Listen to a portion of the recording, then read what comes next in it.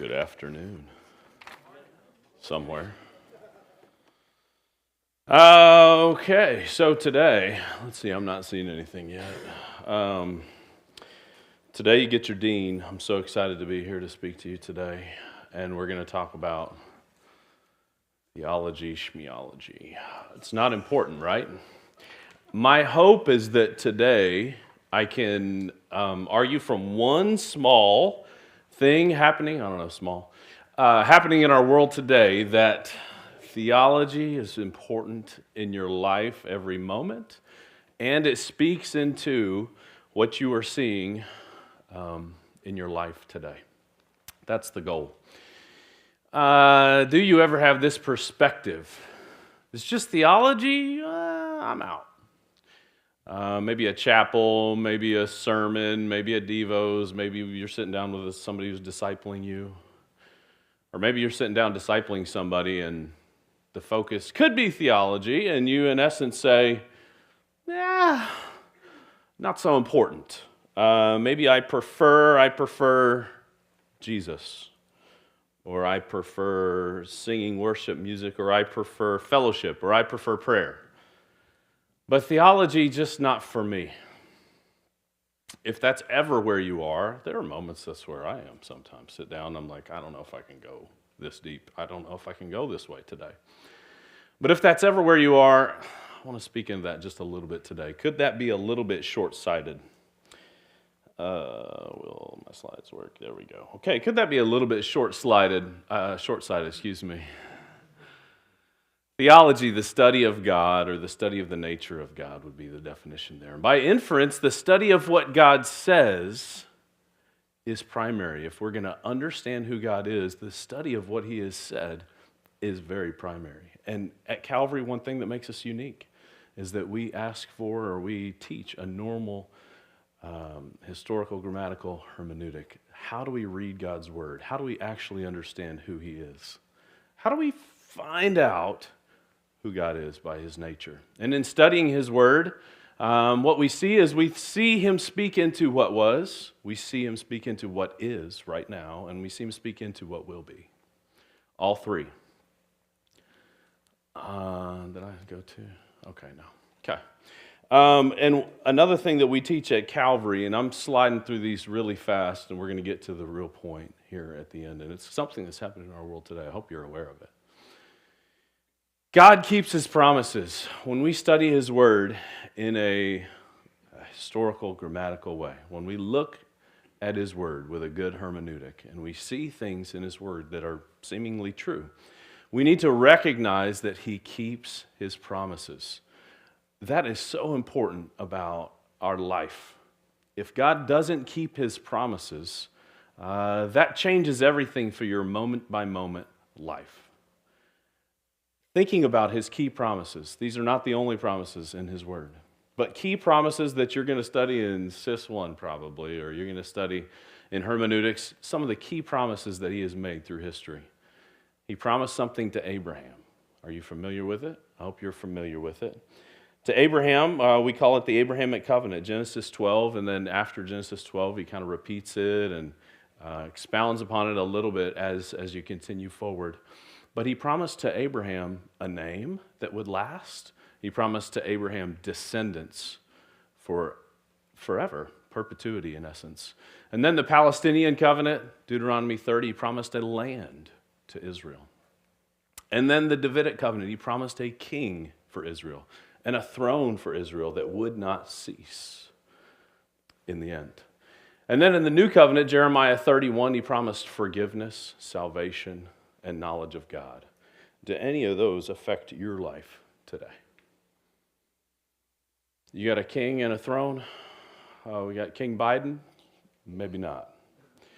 No, so that one not necessarily affecting our lives in that way today. We have a land as the United States. This is the land of God, right? And we're perfect. Thanks for playing. There are those out there who would argue that.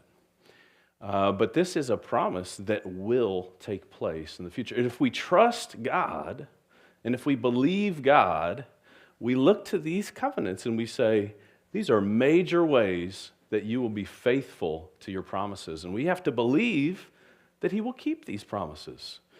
And if we do, wholeheartedly believe that he will keep these promises, then we can also believe the promises that he's made to us in the New Testament. If God was not a God who keeps his promises, if it were not so, there would be no basis for believing the other promises that he's made. So we sing songs about God's love. No reason to believe that he's loving if he's not going to keep those promises. We sing songs about God's forgiveness. No reason to believe in that forgiveness if he's not going to keep the promise that we see there in Jeremiah, the new covenant. We sing songs about grace. No reason to believe that God's graceful. No reason to believe that we're made in his image. No reason to believe all of these good things that we do believe if he's not a covenant-keeping, a promise-keeping God.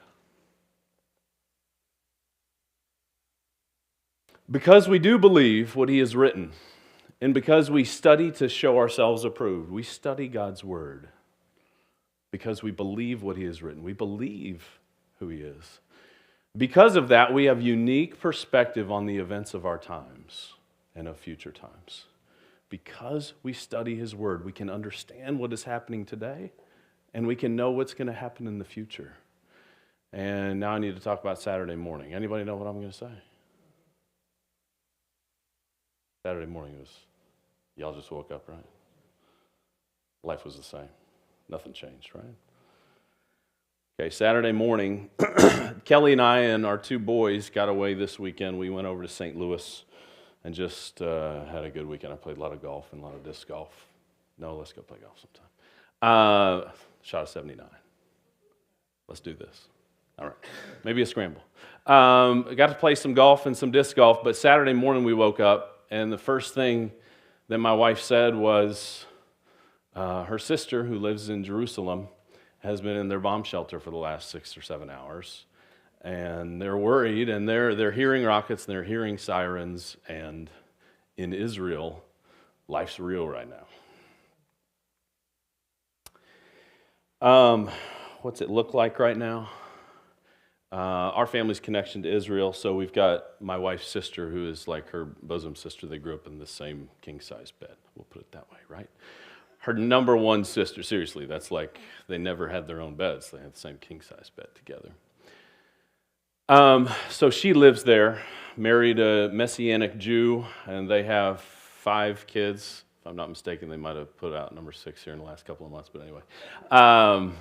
They got a whole bunch of kids. And we got to go there this summer, a month-long visit, actually 10 or 12 days in Israel. So we've got a connection to Israel, and we lived in Israel for 3 years before coming back to Calvary just over 4 years ago. So we've got a lot of really good friends. I taught at a school in Israel, and I was the dean of students at a high school in Israel. What a blessing. In Jerusalem, we were like a 15-minute walk from the center of the old city, where you would say, this is where Christ was crucified, and this is where he was put in the grave. 15-minute walk from that area of Israel. Lived there for 3 years, have a lot of connections there. So when Kelly wakes up and says, Josh, this is what's going on, in our mind, we're just thinking about all the different people we know throughout Israel. And actually, I'm also thinking about God's promises, past, present, future. Because there are some good promises to consider that if we're not studying his word and if we're not caring about theology, we're going to miss out on a lot of what's going on right now. You know God's clear future plan for Israel, right? God has a plan for Israel. If we were to read Romans 11, actually let me turn to Romans 11 real quick. Romans 11, 25 through 29, actually we'll be primarily in Zechariah today, but Romans 11 very quickly gives us a little excerpt, a little information about God's plan for Israel. Verse 25 reads this way, lest you be wise in your own sight, I want you to understand this mystery, brothers. There's been a partial hardening that has come upon Israel until the fullness of the Gentiles has come in. Until all the non-Jews that are supposed to believe, Israel's been hardened, and they're not seeking after God right now. We've got good Messianic believers in Israel, those who believe in the Messiah, okay, Jews who believe in the Messiah, who would say they still know every single believer that lives in Israel today. Like, the number is so small that they know every single one, or they at least know their pastor, and they're familiar with what's going on in their congregations. That's how small the number is in Israel. There's been a hardening of Israel. Very few Jews are still believing until the right number of us come in, if you're not Jewish, until the right number that God has planned. That's verse 25. And in this way, all Israel will be saved. That doesn't mean every single Israelite. That means the breadth of Israel, or maybe all of those alive at that time period, almost all or all of Israel in that time period, will turn and believe in the Messiah. In that way, all of Israel will be saved. As it's written, the deliverer will come from Zion, Jesus. He will banish ungodliness from Jacob, Israel. And this will be my covenant with them when I take away their sins.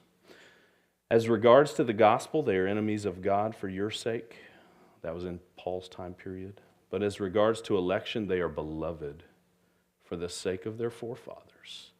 For the gifts and the calling of God are irrevocable. God is a covenant-keeping God. He's made some promises to a group of people, the Jews. When the right number of Gentiles comes in, God is going to keep his promise to the Jews. Israel this past weekend, if you didn't see it in the news, I can't read that, so I got to get forward here. Okay, 50-year anniversary of the Yom Kippur War. So there was a war in Israel 50 years ago. And on the anniversary, so that would be Saturday in essence, on the anniversary of that 50-year ago war, when Israel was attacked by Egypt and Syria. So on the anniversary of that, which Israel won that war, and that's why they're still on the face of the earth. On the 50-year anniversary, mostly people from the Gaza Strip.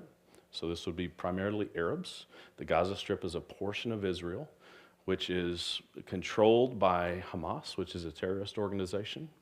They are the governing body in the Gaza Strip. We have friends who are in the UN who were able to go into the Gaza Strip very few times, but they were able to go in. And who'd they make the deal with to be able to go in to take food or whatever? They made the deal with Hamas. There was no other governing organization that they can make a deal with. Hamas is the governing organization. So on the 50-year anniversary of this war, those in the Gaza Strip, these are Muslims primarily, shot 2,000 to 5,000 rockets in a day and a half period. For comparison's sake, I saw a comparison that said in all of the previous small wars that they've had, intifadas is what they called some of those, they haven't hit this total yet. So this just happened in a day and a half. Even though you probably hear about, if you're watching the news at all, you probably hear about, oh, rockets being fired, rockets being fired, rockets being fired. So in a day and a half, they shot 2,000 to 5,000 rockets. Hamas claims 5,000. The Israeli Defense Force says that it's about 2,500 to their numbers, but Hamas says we've shot 5,000. They breached the walls, so Gaza has a wall around it, and the West Bank, areas in the West Bank, like where Bethlehem are, they have a wall around it. So they breached the walls. If you watched any footage, you would see them just walking through, driving through these walls that are set up for the protection of civilians in Israel, would be the argument of, some of the argument of the Israelis, I guess. Okay, so they breached the walls. They started coming into the rest of Israel. Hamas and now Hezbollah, two terrorist organizations. Hezbollah is in the north in Lebanon. They're both involved shooting rockets. Some other details on the ground. All these cars, I don't know if you can see it real well, but all these cars were in essence destroyed, burned up. There was an air, land, and sea invasion is what took place. All three were happening. 700 plus Israelis have died, mostly civilians, many women and children. There was a music festival going on just a few miles from the Gaza Strip. And so mostly students your age. And I think the number is something like 250 of those deaths were just from that music festival. I've seen video, maybe you've seen it, okay, of the air invasion, so paragliders coming into that music festival, and you've got people on the ground like singing and dancing and looking up and like, that's weird, the paragliders are coming in. And they were coming in with weapons and killing immediately. Hundreds have been taken hostage, have been taken back into the Gaza Strip and into other areas. Israel then declared war after this began. Israel declared war. There's a U.S. aircraft carrier that's in the Mediterranean that was sent to be like near Israel and possible U.S. involvement on that level. So these are just some details on the ground. So how do we have a biblically informed perspective if we care about theology? If we care about theology, if we are studying to show ourselves approved. The Jews in Israel were celebrating the final day of their fall high holidays, is what they call them. So they have their major holidays, most of them are in the fall. So the Jewish New Year celebration is in the middle of September, and then they have the Day of Atonement, so Yom Kippur, where they would in history find the cleansing. The high priest would go into the Holy of Holies and offer a sacrifice. It's the Day of Atonement. That happened September 25? Anyway, it happened just recently. And then their celebration of Sukkot, okay? Feast of Tabernacles, the Feast of Booths is the other name for it. So just a little description from living in Israel. The Feast of Tabernacles and Booths is a really cool holiday. Who knows what it celebrates? The Feast of Booths, Feast of Tabernacles. Okay? So it celebrates, they look back at the Exodus. They look back at the Exodus and the wilderness wanderings when they had to live out in nature with the only thing covering them being the leaves from plants, right? Okay, so they built their own places to live when they were wandering in the wilderness. And so today, it's kind of crazy. You can see high-rise apartments in Israel. And as you drive around Israel during the Feast of Booths, what you see is on the side of a high-rise, like out their window, you see a natural sukkah is what they call them, but it's like a 8, maybe 6 feet by about 10 feet off of their window. They'll build a thing that you can step out onto, that you can sleep in, that's made of different types of wood and that's covered with plant leaves. Okay, so I should have put a picture up here of that. But they build those off the side of high rises. They'll build them on the ground in different areas. But they are required, if they are to celebrate this feast, they're required to sleep in those for a week. They slept in those for the week. And last Friday would be the last night that they would sleep in those. And then Saturday morning, after a week of sleeping in that, maybe they aren't, in their right mind after a week of sleeping on something like that, right? It's not your own bed. So Saturday morning is when the attacks began. So they sleep outside in these sukkahs. They're remembering God's provision during the wilderness wandering. It's a 7-day feast. Anybody like the idea of a 7-day feast? I'm up for that. Yeah. Are you really up for that, though? Do you know you're going to do it? Here we go. Many scholars believe Jesus was born during the time of the Feast of Tabernacles, so this time of year. I don't necessarily believe that, but many do. Here's why they believe that. John chapter 1, verse 14 says that Jesus came and dwelt among us, or he tabernacled among us, or he sukkah'd among us. He came to dwell with us in his first coming. Now, that might be wrong. Maybe he was born on December 25th, and I'm okay with that.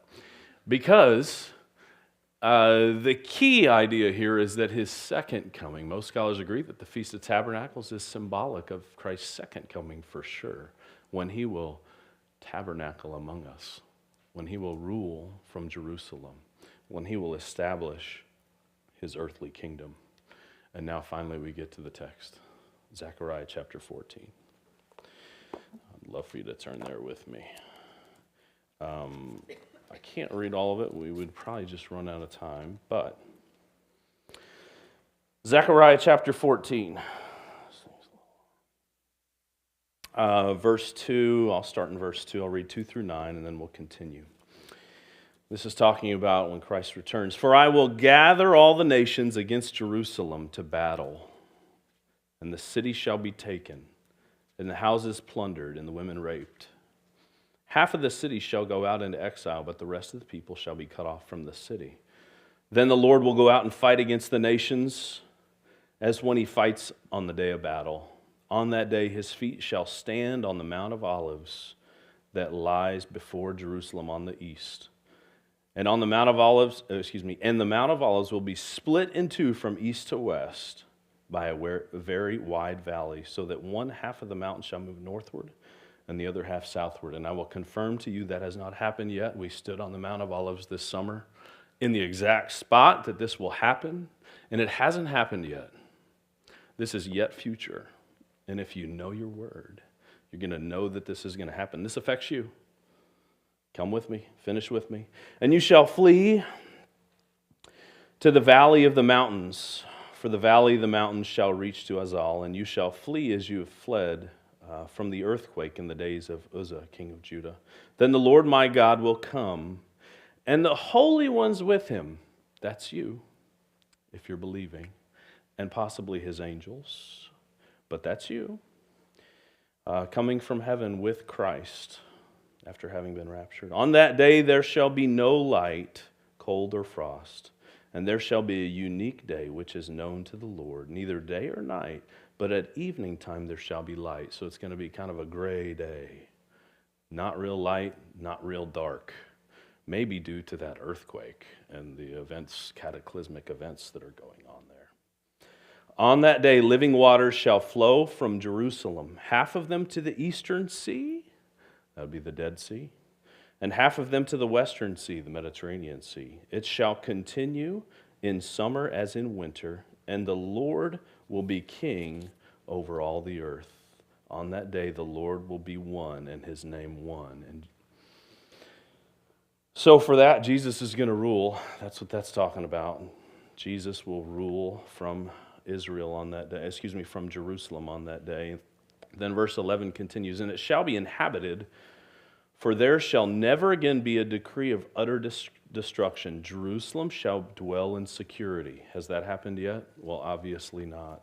My sister-in-law lives in the heart of Jerusalem and does not dwell in utter security. And this is telling us that that will happen, and it will continue to happen throughout history. Verse 12, and this shall be the plague with which the Lord will strike all the peoples that wage war against Jerusalem. When I read this book to Charlie and Will, this was their favorite part. Their flesh will rot while they're still standing on their feet. Their eyes will rot in their sockets, and their tongues will rot in their mouths. Has it happened yet? No.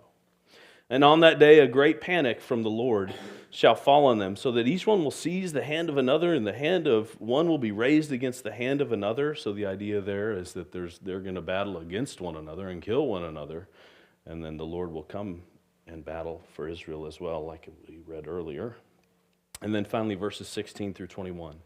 Then everyone who survives, it's not very many, but everyone who survives of the nations that have come against Jerusalem shall go up year after year, is in the kingdom, to worship the King, the Lord of hosts, and to keep the Feast of Booths. That includes you. And if any of the families of the earth do not go up to Jerusalem to worship the King, the Lord of hosts, there will be no rain on them. And if the family of Egypt does not go up and present themselves, then on them there shall be no rain. There shall be the plague with which the Lord affects the nations that do not go up to keep the Feast of Booths. This shall be the punishment of Egypt and the punishment of all the nations that don't go up to keep the Feast of Booths. Last two verses. And on that day there shall be inscribed on the bells of the horses, holy to the Lord. And on the pots of the house of the Lord shall be the bowls before the altar. And every pot in Jerusalem and Judah shall be holy to the Lord of hosts, so that all who sacrifice may come and take of them, and boil the meat of sacrifice in them. And there shall no longer be a traitor in the house of the Lord of hosts on that day. You're going to be there. We're going to be there together. We're going to celebrate this feast. Sounds like there's going to be food. There's a whole lot of conversation there about pots, not pots. And every pot will be holy to the Lord of hosts in that day. So as we're cooking in our homes, preparing to celebrate the Feast of Booths, it'll all be holy because God will make it so. Some final notes. And you're going to celebrate the Feast of Booths. Are you ready to celebrate the Feast of Booths? I'm excited to celebrate the Feast of Booths in the millennial kingdom with Christ as King. Final notes. Israel as a state is not perfect by any means. I didn't come here today to argue for political Israel. Political Israel has issues, serious issues. There's a nuance and understanding of any war like this, okay? So where I taught in Jerusalem, most of our students, we did not have very many Jewish students. We had a lot of Arab students, many Muslim students. If they walked in here right now, if Amir or his mother Rania Husseini would walk in here right now, she would describe the many reasons that this war is right for Palestine. That they are in the right, that the Jews are in the wrong. There's nuance. Yet the bloodshed of the innocent and the killing and kidnapping and mistreatment of children and women for sure. This is wrong. And if we study the Word to understand the times, we're going to be in a better place. Study to show yourselves approved. Care about theology. Theology is important in our daily lives. The pastor, we went to a small Bible church yesterday, and the pastor there in St. Louis, incredible teacher. And he just said in his, he's like 70, but he said, ladies and gentlemen, I believe the rapture is very near. I just believe it's very near with the things that we're seeing on the earth today. That doesn't mean we can predict the rapture. We can't. If we've studied to show ourselves approved, we know. No one knows the time. No one knows the day. But what we do know is that there are many celebrations to come. The marriage supper of the Lamb. Are you excited for that celebration? There's going to be food. There's going to be food. The Feast of Booths. Are you ready to sleep outside with only a covering of plants? It's going to be incredible. I guarantee you're going to have a nice bed. It's the millennial kingdom, people. It's going to be incredible. Are you ready to go up to Jerusalem to celebrate your King together? Misprint there. Who are you going to bring with you? Who are you going to bring with you? That's the point. If you care about theology and you know the end, and you know that there's a rapture coming, and you know that there's a Feast of Booths celebration coming, don't you want to bring your friends to that feast? The food's going to be incredible. All the pots are going to be holy to the Lord. It's going to, who's a good cook? Who's not a good cook? Well, you're going to be a good cook. Okay? You're going to be a really good cook. Your pots are holy to the Lord. You're not going to make mistakes in holy to the Lord pots. It's going to be incredible. But who are you going to bring with you? Who's on your heart right now that you know in your life here, back home, somebody that you meet in Belton as you're traveling, or somebody you know in Kansas City? Who do you need to bring with you? Don't take a step back in a moment where you know that you could share the good gospel of the Lord with that person and invite them to come to a feast. It's going to be a good day. And God has a good plan for Israel, yet future. And today it doesn't look like that for those in Israel. Many believers in Israel today, I'm hearing from watching videos from many of them, they don't see that right now. Pray for Israel. pray, we are commanded in God's word to pray for the peace of Jerusalem, to ask the Lord to protect his people so that many would believe, even those who don't believe yet, so that many would believe in the same way that we would share the gospel with a Gentile today.